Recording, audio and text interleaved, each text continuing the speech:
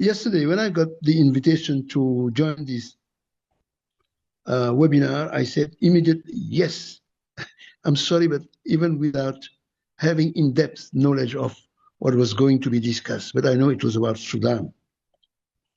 Immediately, thinking loud, what came back to me, to my memory, was in the toward the end of the 1980s, around 1988, 1989, in Washington, D.C., at the U.S. Congress. I had the opportunity then to meet the then leader of the Sudanese People's Liberation Army, John Garang. He was there with one of his close friend and ally, Mickey Leland. And I did an interview that was carried then of John Garang in Jeune Afrique. And it was clear what was the reason why the South Sudanese people wanted to fight at that time to have their autonomy, their independence, at least to have their belief in religion heard and respected.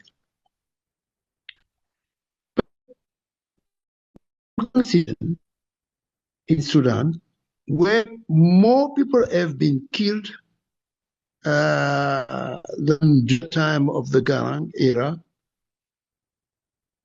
nobody is talking about this situation in Sudan. So this brings to me the belief that the first thing that should be done is to raise interest, momentum, and attention about Sudan. How does this should be done? First step in my mind is maybe really, instead of just allowing African conflicts to be now dislodged and discussed in far-flung areas like United Emirates Arab nations or Saudi Arabia, even the USA, I think Africa should own this conflict. And this is something that the African Union should take and make it as a center stage topic it has to address. I don't know if there has been an African Union specific conference on Sudan, but this should be maybe the first stage, because African Union said under the 2013 Agenda 2063 of Africa that the guns should be silenced around 2020. We are now 2025. And Sudan is the strongest case with East African area of DRC, Rwanda, you name them, are the areas where you really hear louder the guns. So taking Sudan as a case point to discuss it and bring those stakeholders I've heard being mentioned, whether you, the Arabs, whether you take the Americans, Mr. Trump, who is very somebody who likes to own big things, most likely could be a player in this, and other players from China that used to be very influential, including in in natural resources in Sudan, could be brought in. Recall in 2008, when also the international community and civilian society intervened in the Darfur crisis by threatening to call on the boycott of the Olympics that were to be held in Beijing. So I think we need to bring the stakeholders and raise the profile of this conflict. Bob Geldof did that in 1986 with the famine in Ethiopia. Today, with the age of internet, with the age of information that can be quick, with the age of netizens and influencers, bringing people from Africa to discuss it and put it on the platform. Like yesterday, what happened in Gaza. I was supposed to talk on Al Jazeera about the Supreme Court's decision in Mali to discuss the dissolution of political parties. But when 6 journalists were killed and an hospital was asked, it became the global news, breaking news, and CNN had to cancel the conversation I've had.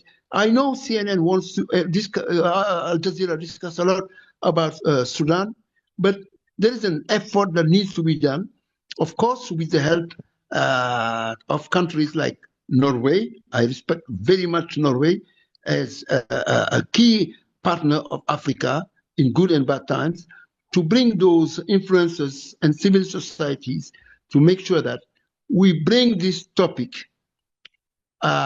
in the discussions that are happening now in Africa.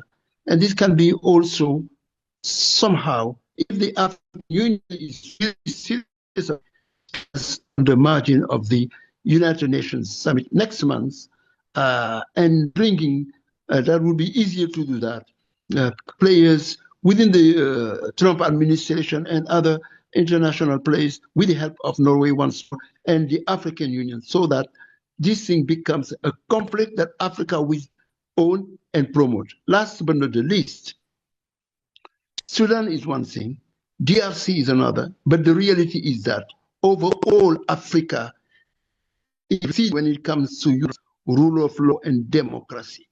Anybody who wants to talk about Sudan or any other issues must also discuss the challenges of the recession in on the democratic front, rule of law. As I'm talking to you, I am a political exile. I cannot go back to Senegal, which is considered a model. I was refugee back, I was jailed. I wrote a book was state, published in Paris. And I'm just saying that we talk about the African Union playing a role. We can talk about Sudan with the help of the civil society and international stakeholders, but we need to bring the voices that will be able to speak loud, clear, in a decisive and sometimes a contradictory way. I want to say a last message. 2 years ago in Kenya, I was invited to participate to the what is called CODA, the Coalition for the Development of Africa.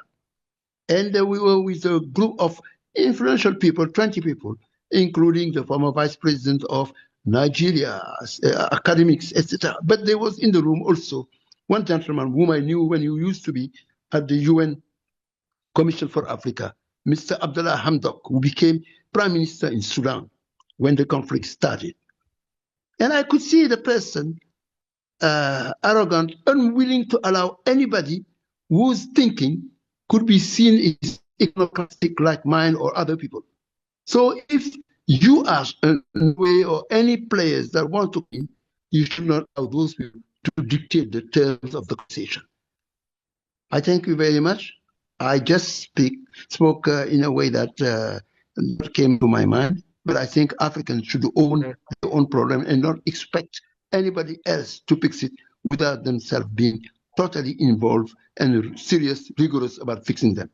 Thank you. Sure.